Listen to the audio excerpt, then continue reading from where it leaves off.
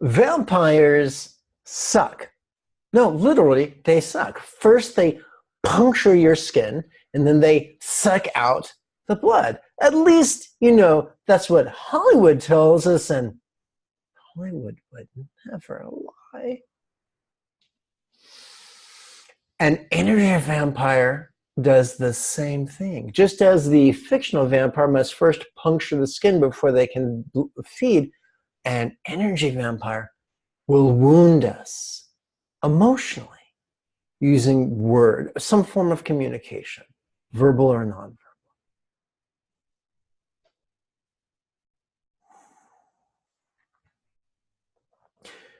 Just as it is a mistake for a fish to chase the bait, for it to most certainly wind up on a hook and then asphyxiating in a fisherman's basket. Likewise, if we bite or go for an energy vampire's bait, we are giving them our attention. We are giving them our time. We are giving them our intellectual energy, our emotional energy, our temporal resources, and they lap it up. Their agenda is not to be right. Their agenda is not to be logical. Their agenda is not to look good. Their agenda is to feed off of you and off of me and off of anyone they can.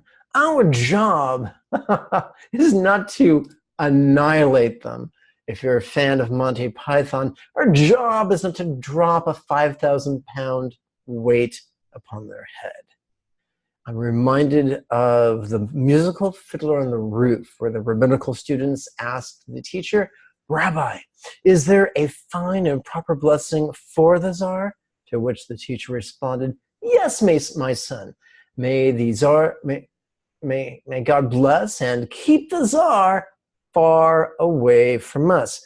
And that should be our attitude with the energy vampires. We do not wish them harm. We're not trying to manipulate them into a state of repentance. If someone chooses the energetic, the path of an energy vampire, our job is to notice and flow away. Consider, if you will, the path of yin, also known as the water pathway. And by water pathway, we mean liquid water, fluid water. When fluid water running down an incline hits an obstacle, it flows around it or over it. It has no intention. It is not sentient. That is simply how the laws of physics apply in that circumstance.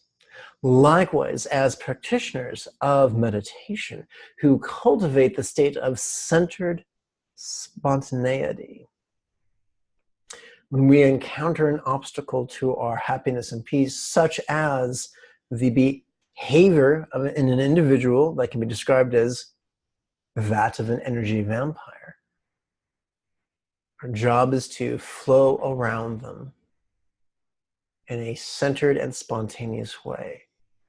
By its very definition, we cannot plan on being spontaneous. We can cultivate the physiological and mental states that support centered spontaneity.